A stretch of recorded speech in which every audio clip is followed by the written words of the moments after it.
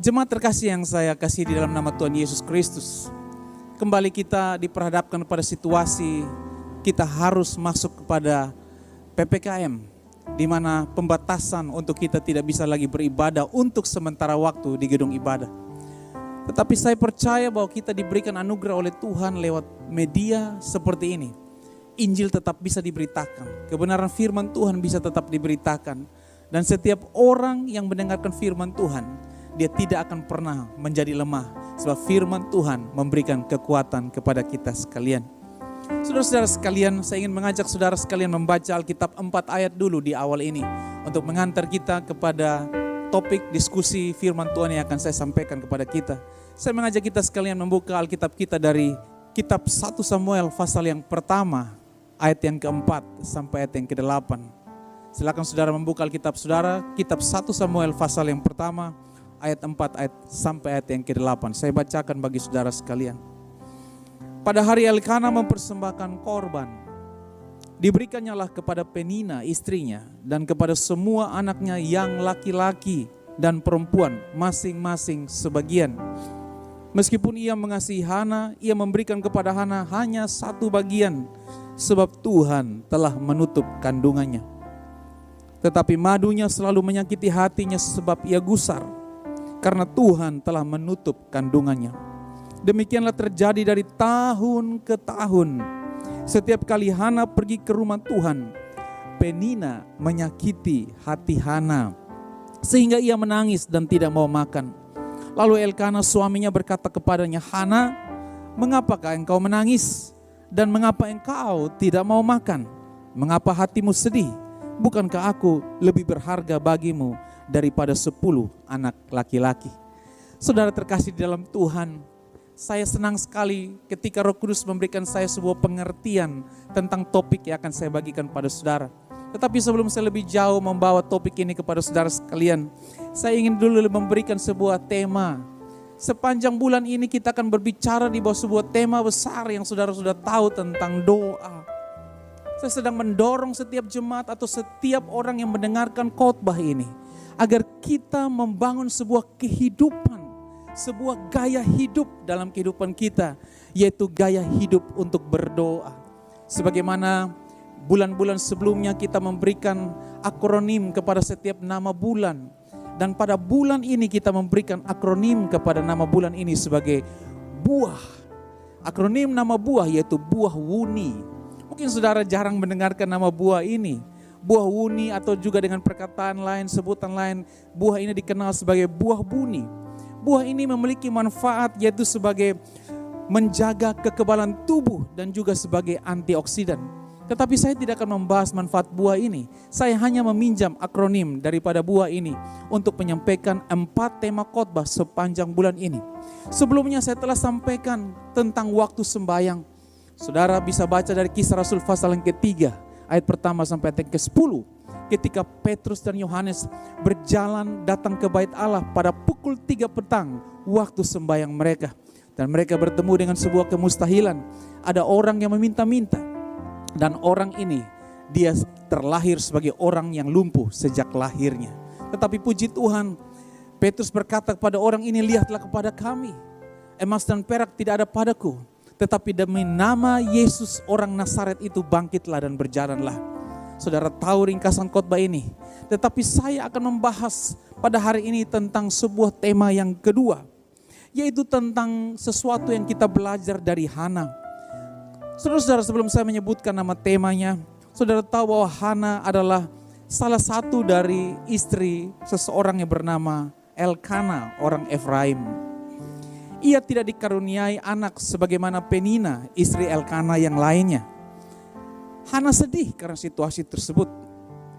Dan situasi ini tidak mudah bagi seorang perempuan atau seorang wanita yang merindukan memiliki seorang anak dalam pernikahannya. Dia menjadi bahan bulian karena dia tidak bisa melahirkan anak. Dia menjadi pribadi yang tertekan, depresi, stres, merasa tidak berguna karena tidak bisa melahirkan seorang anak bagi suaminya. Sampai-sampai suaminya juga bisa menerima situasi ini, tetapi Hana seolah-olah tidak bisa memaafkan dirinya. Karena dia menghadapi sebuah situasi yang sulit, tidak sama seperti perempuan yang lain yang menikah dan memiliki seorang anak. Suatu ketika saya pernah berdiskusi dengan seorang sahabat baik saya.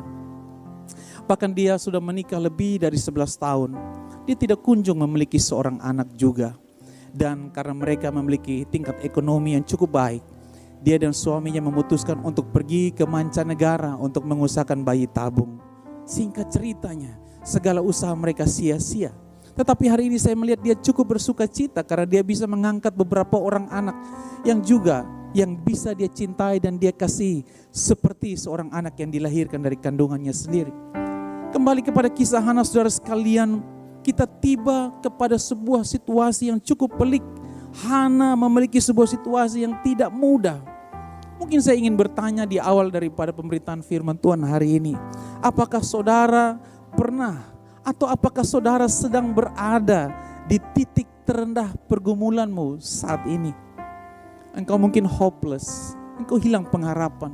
Mungkin saudara juga careless, saudara hilang peduli kasih sayang dari orang lain kepada saudara. Atau mungkin berbagai macam tekanan lainnya yang saudara bisa alami dalam hidup saudara. Saudara-saudara kekasih dalam Tuhan, setiap orang, bukan saja Hana dalam kisah ini, tetapi juga mungkin saudara dan saya yang sedang mendengarkan kebenaran firman ini disampaikan. Mungkin kita sedang berada atau berjumpa dengan yang namanya titik terendah pergumulan kita. Ketika itu hanya Tuhan yang bisa tolong. Titik terendah yang Hana alami adalah dia tidak memiliki seorang anak. Sedikit bergeser kepada situasi yang sedang kita alami akhir-akhir ini, di mana kita sedang menghadapi gelombang kedua atau second wave daripada COVID-19 yang diperparah lagi dengan sebuah varian baru COVID-19, saudara-saudara, yang nampaknya sedang menggiring banyak orang. Ekonomi menjadi lesu, ketakutan semakin meradang, interaksi sosial semakin terbatas. Bahkan orang menjadi paranoid, bahkan ketika bertemu dengan keluarga terdekat sekalipun. Orang menjadi ketakutan, orang takut menghadiri acara-acara pesta, orang takut berkunjung ke rumah sanak keluarga dan lain sebagainya. Tidak boleh mudik di ketika hari raya dan seterusnya. Kenapa saudaraku? Karena ada gelombang kedua yang ditambah dengan embel-embel bahwa ada varian terbaru yang jauh lebih berbahaya daripada varian-varian sebelumnya. Kita diperhadapkan kepada sebuah situasi yang tidak mudah.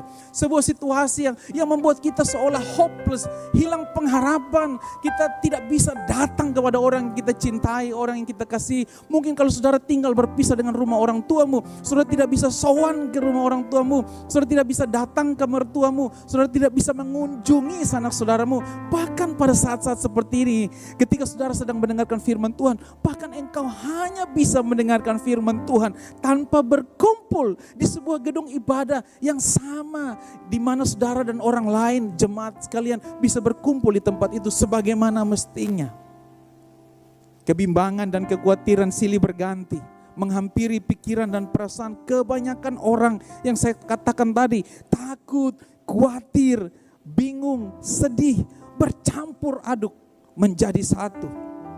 Tetapi saya bersyukur, kitab Yakobus pasal pertama ayat yang ke-12 mencatat seperti ini. Berbahagialah orang yang bertahan dalam pencobaan. Saya baca sekali lagi. Berbahagialah orang yang bertahan dalam pencobaan. Sebab apabila ia sudah tahan uji, ia akan menerima mahkota kehidupan. Garis bawahi kata mahkota kehidupan. Yang dijanjikan Allah kepada barang siapa yang mengasihi dia. Ada amin saudara-saudara? Kalau saudara suka dengan judul khotbah, maka perkenankanlah saya memberikan judul khotbah pada hari ini. Judul khotbah yang akan saya berikan adalah upah dari sebuah pergumulan. Saya ulangi judul khotbah ini, upah dari sebuah pergumulan. Saudara-saudara, sebelum kita berangkat lebih jauh, izinkan saya membacakan sebuah ayat firman Tuhan bagi kita yang tertulis dari kitab Roma pasal 4 ayat yang keempat. Demikian bunyi firman Tuhan. Kalau ada seorang yang bekerja, upahnya tidak diperhitungkan sebagai hadiah, tetapi sebagai haknya. Saya baca sekali lagi Roma pasal 4 ayat yang keempat. Kalau ada orang yang bekerja, upahnya tidak diperhitungkan sebagai hadiah, tetapi diperhitungkan sebagai haknya. Terpujilah Tuhan. Saudara-saudara yang saya kasih dalam Tuhan, apakah perbedaan antara hadiah dan hak? Tentu saudara bisa mendefinisikan secara sederhana. Pasti ada perbedaan yang signifikan antara hadiah dan hak. Hadiah adalah sesuatu pemberian yang saudara tidak punya tetapi saudara menerima karena saudara diberikan oleh seseorang kepada saudara. Contoh, saudara tidak punya handphone, tetapi pada saat ulang tahun saudara, ada teman, saudara, orang tua atau kerabat yang memberikan hadiah handphone kepada saudara. Tentu saudara bersuka cita, yang tadinya tidak punya menjadi punya. Itulah makna hadiah diberikan kepada saudara. Tetapi ada makna yang lain daripada Roma 4 ayat yang keempat. Kalau ada seorang yang bekerja keras, upahnya tidak diberikan sebagai hadiah, tetapi ini diberikan sebagai hak kepada dia. Dia menerima upah bukan karena hadiah, dia menerima upah karena hak, sebab dia telah bekerja keras untuk mendapatkan hak. Terlepas dari apakah dia mau mengambil haknya atau tidak, tetapi dengarkan baik-baik, yang namanya hak tidak akan hilang sekalipun dia tidak mengambil hak tersebut. Hak tetaplah hak. Hadiah bisa hilang ketika seseorang memberikan hadiah kepada saudara, saudara tidak terima hadiah itu bisa dipindah tangankan kepada orang lain.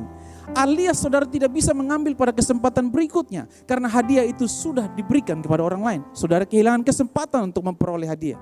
Tetapi berbicara tentang hak, ketika saudara bekerja keras, saudara tidak akan pernah kehilangan hak saudara. Sebab ini, saudara telah berhak mendapatkannya. Kapanpun saudara ingin mengakses untuk mendapatkan hak saudara, saudara bisa mendapatkannya kapanpun ketika saudara inginkan. Itulah perbedaan antara hadiah dan hak. Sampai sini saudara bisa mengerti. Ada amin saudara? Saya tidak memberikan sebuah warisan kepada anak saya sebagai sebuah hadiah. Tetapi kelak nanti ketika mereka sudah cukup dewasa, saya akan memberikan warisan kepada mereka sebagai hak mereka. Mereka tidak dapatkan hadiah dari saya. Mereka mendapatkan hak yang mereka bisa dapatkan dari saya sebagai bapaknya. Saudara-saudara kasih dalam Tuhan, ada dua anak yang mencoba berkelakar. Dua-duanya laki-laki, mencoba berkelakar di depan papanya. Sang adik anak yang kedua berkata kepada kakaknya, nanti saya akan beroleh warisan rumah yang sana, rumah yang sana. Dia lihat rumah yang besar, ya rumah yang cukup luas, tanah yang cukup luas. Tetapi kepada kakaknya, adiknya bilang begini, kamu cukup dapat bagian yang kecil ini. Lalu sang kakak berkelakar lagi kepada dia, sudah biar itu untuk kamu saja. Tuhan memberikan saya hikmat untuk mendapatkannya sendiri. Itulah kelakar. Terlepas dari itu kelakar, tetapi kedua anak ini pasti memiliki hak untuk menerima sesuatu dari orang tua mereka. Saudara-saudara kasih dalam Tuhan, sebagai pengantar pertanyaan dalam khotbah hari ini, izinkan saya membuat sebuah pertanyaan, yaitu bagaimanakah meraih upah dalam pergumulan. Saya ulangi pertanyaan ini, bagaimanakah meraih upah dalam pergumulan? Hal yang pertama, mari kita lihat sebentar dalam 1 Samuel pasal pertama tadi, ayat 9 sampai ayat yang ke-11. Saya bacakan bagi saudara. Pada suatu kali setelah mereka habis makan dan minum di Silo, berdirilah Hana, sedang Imam Eli duduk di kursi dekat tiang pintu bait suci Tuhan. Dan dengan hati pedih ia berdoa kepada Tuhan sambil menangis terseduh-seduh. Kemudian bernasarlah ia, katanya, Tuhan semesta alam, jika engkau sungguh-sungguh engkau memperhatikan sengsara hambamu ini dan mengingat kepadaku dan tidak melupakan hambamu ini, tetapi memberikan kepada hambamu ini seorang anak laki-laki, maka aku akan memberikan dia kepada Tuhan untuk seumur hidupnya dan pisau cukur tidak akan menyentuh kepalanya. Menjawab pertanyaan khotbah ini tentang bagaimana meraih upah di dalam pergumulan. Hal yang pertama adalah ini dia, berdoalah dengan tidak jemu-jemu. Belum lama ini saya berkhotbah di jemaat lokal yang saya gembalakan dari 1 Tesalonika 5 ayat 17. Pray without ceasing.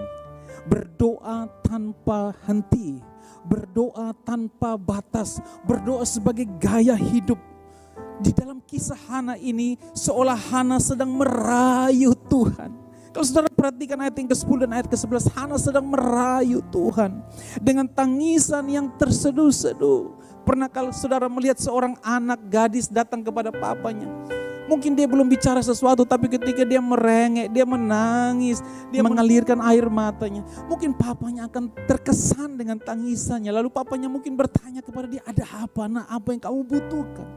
Mungkin seperti itulah gambaran Hana ketika dia datang kepada Tuhan. Alkitab mencatat dengan hati yang pedih ia berdoa. Pernahkah saudara berdoa dalam keadaan hati yang pedih seperti ini? Hana mengalaminya. Ia datang kepada Tuhan dengan hati yang pedih dan ia berdoa kepada Tuhan. Dan Alkitab mencatat dalam ayat yang ke-10, sambil menangis terseduh-seduh di hadapan Tuhan, merengek meminta anak supaya dia tidak dibuli oleh Penina, supaya ia tidak diperlakukan berbeda oleh Elkana orang Efraim itu kepadanya. Itulah situasi Hana ketika itu. Begitu di dalam keadaan yang hopeless, dia hanya mengandalkan air matanya saja, saudara-saudara. Saudara kekasih dalam Tuhan, kisah petualangan iman senada yang bisa kita pelajari juga tentang tangisan yang terseduh-seduh ini, yaitu dari seorang raja Yehuda yang bernama Hizkia, yang menangisi berita kematiannya yang disampaikan Tuhan melalui hambanya yang bernama Nabi Yesaya bin Amos. Ketahuilah saudara, ketika itu Nabi berdiri antara manusia dan Allah. Apa yang Nabi katakan demikianlah firman Tuhan, berarti dia sedang berbicara atas nama Tuhan. Dan dia berbicara kepada seorang raja Yehuda yang bernama Hizkia. Ketahuilah Hizkia, bahwa sakit yang engkau derita tidak akan sembuh dan engkau akan mati. Sampaikanlah pesan terakhir. Dan dalam kondisi seperti ini saya ingat tentang kisah Hana dan Hizkia ini mirip-mirip. Kalau Hana menangis dengan terseduh-seduh, Alkitab mencatat Hizkia pun melakukan hal yang sama. Apa yang dilakukan oleh Hizkia? Ia mengajukan 3 proposalnya kepada Tuhan. Secara lengkap saudara bisa baca dalam kitab 2 Raja-Raja pasal 20. Nanti saudara bisa baca secara terpisah setelah khotbah ini. Hizkia melakukan 3 hal. Dia berkata kepada Tuhan ketika firman yang disampaikan itu lewat Yesaya datang kepada dia, bahwa dia akan mati dan sakit yang ia derita tidak akan sembuh lagi. Apa yang terjadi? Hizkia bilang gini kepada Tuhan, Tuhan, bukankah aku telah hidup setia di hadapan-Mu? Bukankah aku telah tulus hati di hadapan-Mu? Dan bukankah aku telah melakukan yang baik di hadapan-Mu? Ingat ini 3 hal. Yang pertama, dia telah berlaku setia. Yang kedua, dia telah hidup dengan tulus hati. Yang ketiga, dia telah melakukan apa yang baik di mata Tuhan. Sudahkah engkau hidup dengan ketiga hal ini? Dengan setia. Sekalipun tantangan begitu besar, tapi saudara tidak jemu-jemu untuk berdoa. Berdoa tanpa batas. 1 Tesalonika berkata tetaplah berdoa. Dia setia di dalam kehidupannya. Dia menjaga perasaan Tuhan. Hizkia melakukan hal itu. Sedikit menyimpang dari kisah Hana tadi, tetapi ini ada padanan kisah yang sama atau senada. Lalu bukan hanya setia, dia tulus hati. Sudahkah engkau berdoa dengan tulus hati di hadapan Tuhan, saudara-saudara? Dan yang ketiga, aku juga telah melakukan apa yang baik di mata-Mu ya Tuhan, kata Hizkia. Dan firman ini ditutup dengan begini, ketika dia menyampaikan ketiga hal ini, lalu menangislah Hizkia dengan sangat. Kata menangis dengan sangat mirip dengan apa yang dialami oleh Hana, menangis dengan terseduh-seduh. Kalau saudara yang tidak tahu bahasa Kupangnya itu, menangis dengan sangat atau menangis dengan terseduh-seduh, bahasa Kupangnya ada. Bahasa Kupangnya adalah menangis makara reuk. Artinya begini, menangis yang tidak bisa dibujuk untuk diam. Tidak ada orang yang sanggup membujuknya, saking terseduh-seduh, saking makara reuk dalam bahasa Kupang, saking begitu sangatnya pedihnya hatinya. Hizkia menangisi kehidupan kematiannya akan segera menjemput dia dalam 24 jam berikutnya. Sebab Yesaya bin Amos berkata, sakit yang engkau derita tidak akan sembuh dan engkau akan mati. Sampaikanlah pesan terakhir dalam kondisi sebagai Raja Yehuda yang punya kekayaan, punya pengaruh, punya kuasa, punya fasilitas. Bukan hanya dokter yang bisa dia datangkan, rumah sakit pun bisa dia beli ketika itu kalau dia mau. Tetapi uang memang bisa beli obat, tetapi uang tidak bisa membeli kesembuhan. Uang bisa membeli tempat tidur yang mahal, tapi uang tidak bisa membelikan tidur yang nyenyak. Hana pun demikian. Mungkin dia punya banyak fasilitas dalam hidupnya, tetapi dia tidak punya anak. Dia tidak bisa membeli anak sebagaimana kisah yang saya ceritakan tadi. Teman saya pergi ke mancanegara untuk membeli teknologi bayi tabung. Tapi sampai saat ini dia tidak berhasil mendapatkan bayi tabungnya. Ada orang lain yang berhasil, tapi tidak dengan teman saya itu. Saudara-saudara, kadang-kadang kita sampai pada titik ini. Tetapi 1 Samuel pasal pertama ayat 9 sampai 11. Saudara bisa membayangkan situasi Hana ketika itu tertekan. Mungkin tangisannya tidak lagi mengeluarkan air mata. Pernahkah saudara menangis tanpa mengeluarkan air mata? Dalam keadaan yang tertekan, depresi, tidak tahu harus berbuat apa. Sudah begitu masih disalah mengerti. Imam Eli salah mengerti ketika Hana berdoa dengan begitu sangat mencurahkan isi hatinya di hadapan Tuhan. Imam Eli berkata, kamu mabuk, kamu perempuan mabuk. Tetapi Hana bilang, tidak, aku tidak mabuk. Aku bukan wanita dursila. Aku bukan wanita sembarangan. Aku istri yang sah dari Elkana orang Efraim itu. Hanya aku tidak memiliki anak. Mungkin dalam hatinya dia bilang seperti itu. Saudara-saudara kasih dalam Tuhan, dia siap disalah mengerti. Dia disalah mengerti oleh orang lain. Pertanyaan saya kepada saudara adalah, apakah saudara sedang disalah mengerti hari-hari ini? Apakah hatimu sedang terganggu dengan begitu banyak tuduhan yang sedang datang dialamatkan kepadamu, ibarat sudah jatuh ketiban tangga pula? Itu tandanya, dengarkan baik-baik. Sebentar lagi jawaban doa akan datang menghampiri saudara. Ketika saudara sedang dibuli mungkin, ketika saudara sedang disalah mengerti, jangan takut, Hana pun mengalaminya. Saudara lagi bergumul tapi orang bilang begitu saja cengeng, begitu saja kok kalah dan seterusnya. Saudara bisa disalah mengerti, tetapi dengar baik. Seperti Hana yang disalah mengerti, tetapi dia tidak pernah berhenti untuk terus berseru kepada Tuhan. Mau dapat upah daripada Tuhan, saudara harus siap disalah mengerti. Setuju, katakan amin. Mungkin dalam pelayanan ketika saudara sudah beri yang terbaik, orang masih tidak menghormati saudara, saudara siap disalah mengerti. Saudara sudah memberi yang terbaik untuk Tuhan, tetapi orang tidak lagi respect kepada apa yang saudara berikan, saudara harus siap disalah mengerti. Tuhan memeriksa kedalaman hati. Kui untuk meleburkan perak, perapian untuk meleburkan emas, tetapi Tuhan menguji hati. Bukankah kitab Amsal mencatat seperti itu? Kui meleburkan perak, perapian meleburkan emas, tetapi Tuhan melihat isi hati saudara.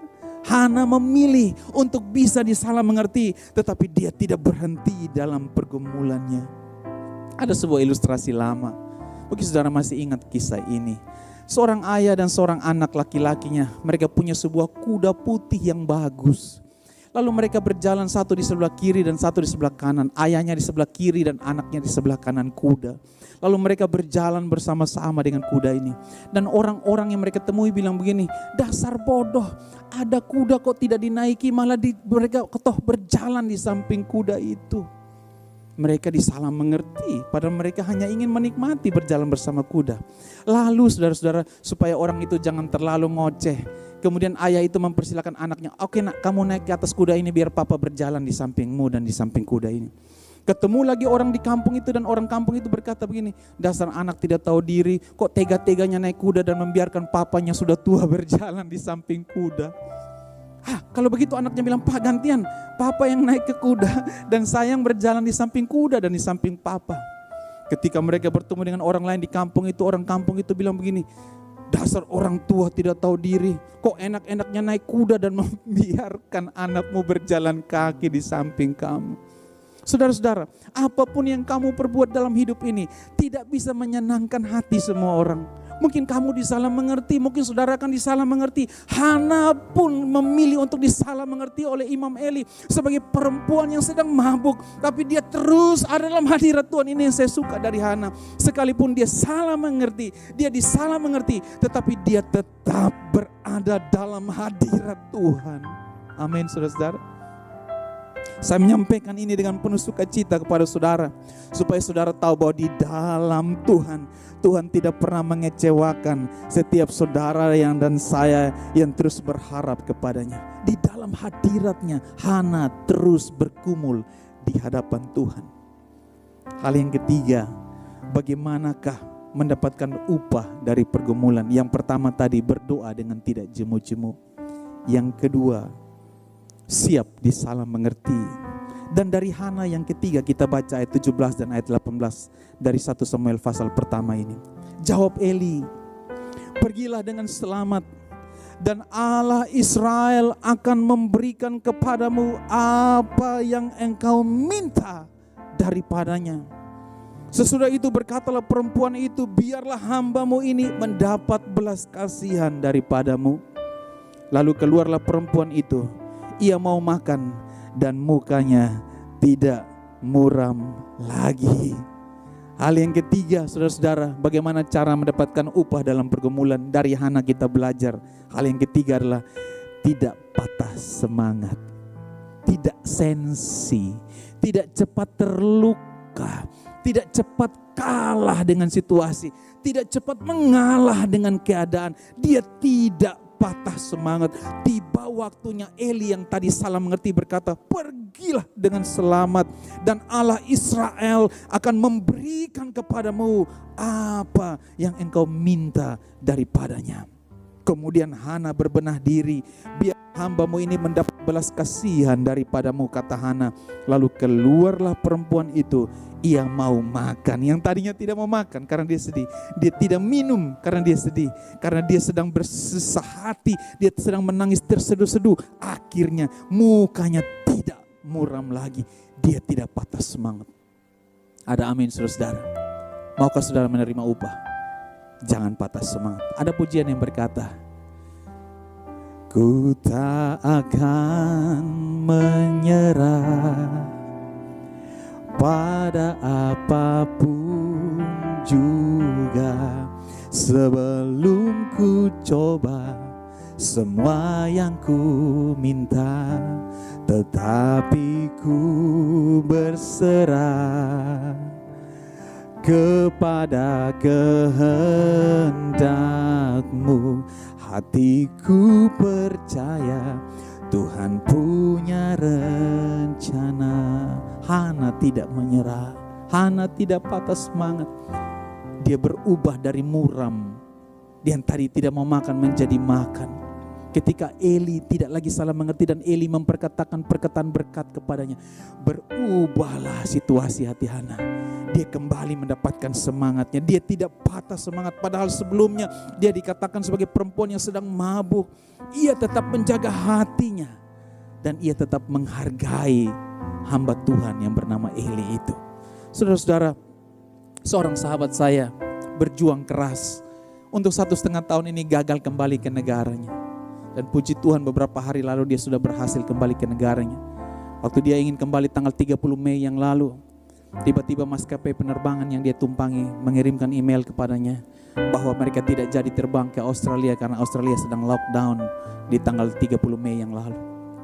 Kembalilah dia ke Kupang, tetapi konsekuensinya dia harus lagi memperpanjang visanya di imigrasi. Dia harus bayar lagi.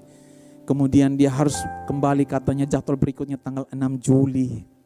Lalu saudara-saudara kasih dalam Tuhan, tanggal 2 dia berangkat ke Jakarta. Dan tanggal 3 diberlakukannya PPKM. Tidak boleh masuk keluar dari Jakarta mulai jam 00 pada tanggal 3 dini hari. Untungnya dia sudah berangkat tanggal 2. Dan singkat ceritanya di Kupang pun diberlakukan pesawat tidak boleh masuk dan keluar pada tanggal 5 atau 6 Juli yang lalu. Untungnya dia sudah keluar, Tuhan bertindak tidak salah pada waktunya. Dia kemudian sudah berangkat kembali ke Australia. Dan dia sudah tiba kabarnya. Dia sedang karantina selama 14 hari sebelum melanjutkan perjalanannya ke Brisbane kotanya. Saudara kasih dalam Tuhan, Tuhan tidak pernah gagal menolong setiap orang yang berseru dan berharap kepadanya. Waktu Tuhan pasti yang terbaik. Hal yang keempat atau yang terakhir dari pemberitaan firman Tuhan pada hari ini. Bagaimana meraih upah dalam pergumulan. Hal yang terakhir atau hal yang keempat adalah tidak berhenti menyembah Tuhan. Mari kita baca ayatnya dari 1 Samuel pasal pertama ayat yang ke-19. Keesokan harinya bangunlah mereka pagi-pagi, lalu sujud menyembah di hadapan Tuhan. Kemudian pulanglah mereka ke rumahnya di Rama. Ketika Elkana bersetubuh dengan Hana istrinya, Tuhan ingat kepadanya. Saudara lihat, dia bangun pagi-pagi lalu sujud menyembah di hadapan Tuhan. Bagaimana mendapatkan upah, saudara? Jangan berhenti menyembah Tuhan. Sembahlah Dia dalam roh dan kebenaran. Karena ketika engkau menyembah Dia, hadirat-Nya memenuhi hidupmu. Apa yang tidak mungkin menjadi mungkin, apa yang mustahil menjadi tidak mustahil. Apa yang tidak bisa menjadi bisa, sebab Allah kita Allah yang berdaulat. Hana menyembah Tuhan. 1 tahun kemudian suaminya Elkana menghampirinya. Dan Alkitab mencatat Hana mengandung seorang anak laki-laki.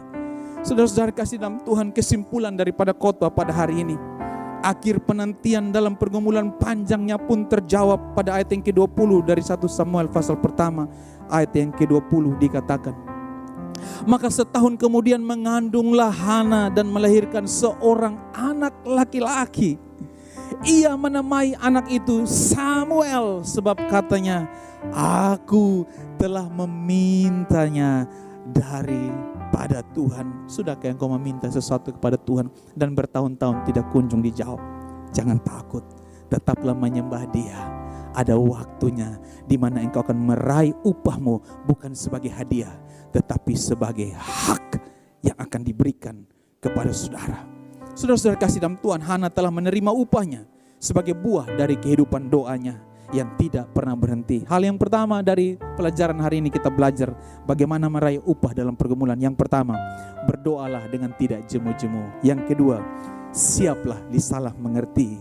Yang ketiga, tidak patah semangat di dalam perjuanganmu. Yang keempat, tidak berhenti menyembah Tuhan. Kembali kepada Roma 4 ayat yang keempat tadi dikatakan begini, kalau ada orang yang bekerja, boleh saya tambahkan, dan berdoa, boleh saya tambahkan, dan menyembah Tuhan, boleh saya tambahkan, yang tidak patah semangat. Apa yang terjadi? Upahnya tidak diperhitungkan sebagai hadiah, tetapi upahnya diperhitungkan sebagai haknya. Raihlah hak atas upahmu di dalam berdoa dan bekerja, sekalipun sedang dalam titik terendah sekalipun. Raihlah hakmu yang Tuhan sudah sediakan bagimu. Terpujilah nama Tuhan. Amin buat firman Tuhan. Tuhan Yesus memberkati saudara. Shalom.